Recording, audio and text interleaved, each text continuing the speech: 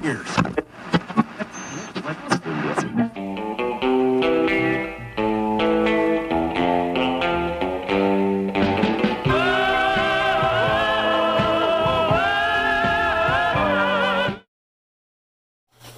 Well, hello everybody. Welcome to Greg's Vintage Workshop, where I'm restoring history one piece at a time. So this is the first time I've ever produced a flap video before. Usually Doug over at Moslack or Bill the Old 64 Goat produced the flapping videos, but I decided tonight I was going to create one. I'm actually pretty upset right now. I probably shouldn't even be making the video right now because I'm upset. Let me tell you what it's about. So I bought a radio a couple of weeks ago on eBay. It was a 1947 Fada radio, and it actually looked very nice in the photo. It was a buy it now or make an offer. So the buy it now was $35, which I thought was reasonable. The shipping was only $15.45, I think it was $15.45, which was very reasonable yet suspicious. I was like, man, that's he must have a contact somewhere. I made an offer of $25, and the seller made a counter offer of $30, so I went ahead and bought it. And I've been out of town. Last week I was out of town, and I've been working this week. But when I got back in town, late Monday, I went to the post office and picked up my mail, and the radio was there in the box. Well, the box was interesting because it was a long box. It was like 20 inches long and taller than the radio, and felt kind of light and was making noise, which is never a good sign. So when I got it home and I opened it up, lo and behold, the radio, which was a Bakelite radio, the top was all broken out on it. All because of bad packaging. He had a single layer of bubble wrap on the radio. He had old pieces of cardboard egg crate under the radio, and he had a single piece of newspaper on either side of the radio. And there was about 4 inches on either side of the radio, a couple inches to the front, a couple inches to the back, and a couple inches to the top. That's how loosely packed this radio was. Well, needless to say, I was very upset. I wanted the vintage radio, and I love my vintage equipment, and I'm trying to rescue it. So when it was all broken, I knew there was nothing I could do with it. So I sent him a message, and he promptly sent me back a message within about 20 minutes.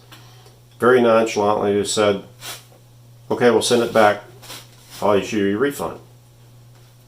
And I was a little taken back because I was like, hey, acts like you never cared. I kind of responded back and I said, you know, the reason this is damaged was because you did such a bad job of packaging the radio. And he came back and he's like, I didn't package the radio. I paid somebody to package my radio. And it's insured, so just send it back for a refund. And I was like, well, fine, I'll just send it back to you the way you sent it back to me. And that's what I told him. And he comes back, no, you need to send it back in good shape. So then by then I'd cooled down and was like, yes, he's right. I do need to send it back, because if I send it back any more broken, and I had sent pictures of it to him. I had showed him the packaging that was packed in. I showed him the broken radio. And I decided, you know what? If it does wind up more broken, that'll just give him an excuse not to give me my refund. So I actually boxed it the way I would have boxed it had I shipped it to somebody. And Bill can attest for this. We know that when you package something that you don't want damaged, it cannot move. I took his initial sheet, single sheet of bubble wrap, and put it on the radio with a piece of clear tape. And it just went around the radio, front to back and back. There was nothing on the sides, and it was just the one sheet of this thin bubble wrap. I put that back on the radio with a single piece of cellophane tape, and then I proceeded to wrap it in bubble wrap, about 5 layers worth, probably more than that, because I went around several times like this and then several times like this, and I taped all that with blue packing tape. I then placed that into a box, a new box, by the way, that it fit perfect. There was no movement whatsoever. It required, as a matter of fact, I had, when I taped it shut, it was kind of bulgy a little bit. I then placed his 2 sheets of newspaper and his egg crates in the bottom of the second box that I had, which was also a new box. That was about 1 inch in diameter all the way around, bigger than the first box.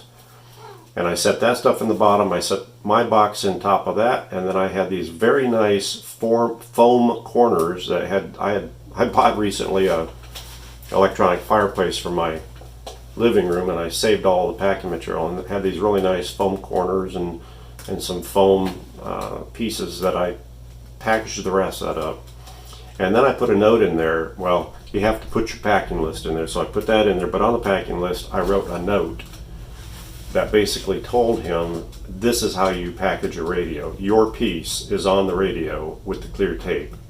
Everything that's packaged with blue tape was my packing, and the boxes were my packing, and all the packing between the 2 boxes was my packing. I said, I don't know who packaged it for you, but whoever packaged it for you is an idiot, and I would not use them again. And so I put that in the box with it, and my wife didn't want me to send it back until till I had had time to talk to eBay. The email had said I needed to ship it back by the 20th in order to receive a refund, and that they had record of it. So I felt like I was protected, and even though she wasn't happy about me sending it back, she wanted me to wait till after the 20th and try and call and talk to them, which I'm glad I didn't. And I'll tell you that in a minute. But I shipped it. When I shipped it, I sent him a message telling him I had shipped it. I also told him what I had done, and that between the packaging that I had packaged it in, the new boxes, the tape, me having to drive it to the post office, that I felt like he needed to compensate me for that, and I thought that $10 was fair. I said, above and beyond my refund, you need to give me $10 extra for that. He never responded. Lo and behold, I got my refund today. So let's see, I paid him almost $55 between the price of the radio, tax, and shipping. He refunded me $29.75. And next to the refund, he had the price of the radio at $35 minus $7 for whatever reason. And then he had the nerve to write in there, this was a scam, but he didn't use proper English. This was scam or something like that. And I'm like, yeah, you're damn right it was scam. You scammed me, buddy. As you can tell, I'm still upset. So anyway, I've never had to do a refund. I've been very lucky. I've been dealing with eBay for 16 years. I've even sold vehicles on eBay. I've always had very good luck. The one time I had a guy complain about something I sold, it was Shorty combination wrenches, and I had pictures of the wrenches with a tape measure next to them so they would know exactly how long the wrenches were. And he bought them, and then when he got them, sends me a message saying, well, these weren't as short as I thought they were. I already have a set like this. And I responded, I said, well, that's interesting, because if you look, I have the photo right there with the tape measure, and you knew what you were buying. Anyway, I digress. So anyway, eBay has a thing, after you've gotten your refund, you can contest it or whatever. And I went to that link, and being upset, I wasn't sure, I'd never done it before, and I hit the wrong button. And I sent what would you call that, contesting it, to them without the detail on there, no message. And I was like, oh my God, and I couldn't get it back. And you only have one shot at it, because then all of a sudden you get an email that says, oh, we've received your contesting, we'll get back with you within 48 hours. And I'm sitting there thinking, oh my God, they're not going to get back to me because I didn't leave them anything. So I went up to my office, started doing a little research on the eBay site. Finally found a spot where I could send them an email. So I spent about 45 minutes to an hour writing a very detailed email explaining exactly what had happened, exactly what I had done as far as the packaging and all that sort of thing. Put my phone number on it and told them if they had any questions to call me, but that I felt like I should get my entire refund. I told them about my packaging. I said I'd asked for $10. At this point, I don't expect to get it, but I put that in there. I hit send only to get a message, "We're not accepting emails at this time." I didn't copy everything that I had typed in there, and I'm a hunt and pecker on the computer. And I wasn't on a computer, I was on a tablet, so that even makes it worse. So needless to say, I was a little upset by that. Proceeded to do a little more searching and found where it had another spot where it said contact customer service, and I clicked that, and then it brought up another little field that kind of looked like an email. So I typed not a very long thing. I said I just got through typing a very detailed email that wasn't accepted, so I'm going to make this one brief. And I gave him the item number and the refund number and my telephone number, name, and email address, and said, "Please call me so I can provide you the proper detail." I said, "I've been doing business with eBay for 16 years. I am not the scammer, but this gentleman is the scammer, and other people need to be protected from him." So anyway, I hit send on that, and the same damn thing came back. It said, "Sorry, cannot accept your email at this time." So then I got on Google and said, "Is there a phone number for eBay?" And I got a phone number, an 866 number. I called the number, and it was a message basically saying that because of the coronavirus that they're not taking phone calls and that you can send them an email. Well, obviously you can't send them an email. So at this point, I'm upset because, number one, I don't have the radio. Number two, a piece of history was destroyed. Number three, I was taken by a scam artist. And number four, at this point, I'm out about $25. And I'm just upset. So I decided I was going to make a flap video to my viewers so that I could vent. Because I tried to vent to my wife and she doesn't like me to vent to her. So, and plus I sent the radio back when she didn't want me to. So she was like, "Not till you can talk to eBay." Which I would never talk to them. To my point earlier when I made that comment, I said I'd come back to that. And nobody there would take a phone call. So, anyway, enough of that. Let's move on to something else. Something a little more cheery.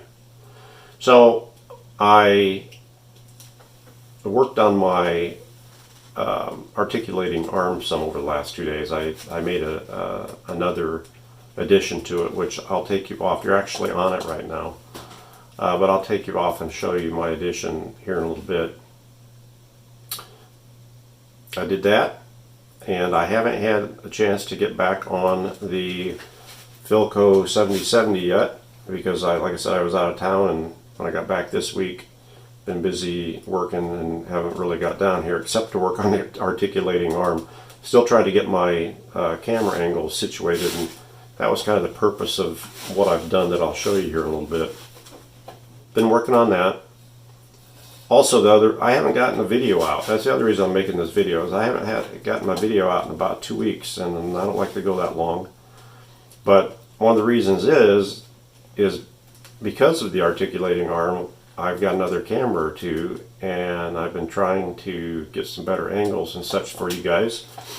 And I wanted to do a better software, editing software. I've been using KineMaster on my phone only. So I did some research on YouTube, and I bought VDSC, I think that it's initials. Yeah. No, VSDC, that's it. I think VSDC, video editor. And of course, you know, like everything anymore, us old guys aren't so hot with this stuff because they don't come with manuals.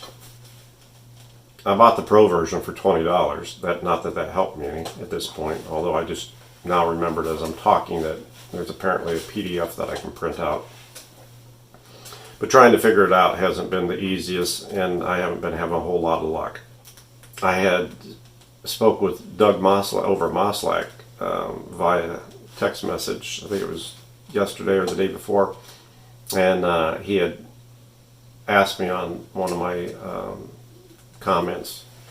I had mentioned that I had been working with new software, and he asked me the type that I had, and he had come back and said he liked Shotcut. I think it's called Shotcut. So today I went out and downloaded Shotcut just to take a look at it. It actually looks like it's going to be easier than the VSDC, but again, without the instruction manual or something like that, it's kind of like the blind leading the blind. I kind of played with it a little bit, hoping that maybe Doug will watch this video and give me some pointers on it, because, you know, just simple things like adding text. I figured out kind of how to add text, but not how to move it around in the video. So that don't even start to get transitions or multiple camera angles and stuff like that. So it's kind of like I'm like a kindergartner trying to do college work when I'm working with that stuff. So it's going to take me a while to get that all together, I think, and get halfway proficient with it. That's why this flat video is just on my KineMaster, because I wanted to get something out to you guys and I wanted to vent. So I'm going to cut it short. I don't want to be super long-winded, but that'll be it for the flap. I am going to show you the articulating arm and what I did for it this week. So let me pull you off of the articulating arm so I can hold the camera, and I'll show you. So here is the articulating arm. There is where I was just sitting, and there is the camera mount on it. And there is the rest of the articulating arm. So what I did this week, disregard this. This is actually another one of my camera mounts that I actually did some repairing to it, and I've got it so that I can basically attach this anywhere I want to on this thing. But what I did this week was I created this swivel joint right here. So before, this portion right here, this piece, actually went right here. All right, get back farther. This piece went right here. So I created this link, this base, and this base with the link. Now I've got a pivot joint on it so that I can basically pivot this about 220 degrees rotation, besides, you know, loosening this one up and letting that pivot down, and all the rest of the pivot joints that are part of the articulating arm here. And it's very solid and it's very nice. And so the other thing I did, I added another camera mount here, because I figure that if I'm focused down on a radio, you know, I've got this one that I can screw this camera mount, you know, on this way so it's facing down, or I can swivel this whole thing like that so it's facing down. But then I've got this one that I can aim at my meters or anything else up here on the bench. Or depending upon how I have the arm situated, I can pretty much aim it anywhere I want in this particular area of my workshop. So I've got all the pieces for the second arm all cut, holes drilled. They aren't sanded yet. Obviously they're not assembled yet. But I'm going to make one probably not identical to this one. I don't know that I'll do the swivel joint on it. I may. But I'm going to build the second one. So, well, that's going to be it for this video. Again, you're going to see some new things in the upcoming month or two, hopefully to the good. I have a new lead-in portion of the video. I have a subscribe button. I've been trying to get a little better with this stuff, guys. Bear with me, and hopefully one of these days I'll do a halfway decent video. But for now, thank you for watching. Thank you for listening to me bitch. From Greg at Greg's Vintage Workshop, where I'm trying to restore history one piece at a time. Thanks for watching.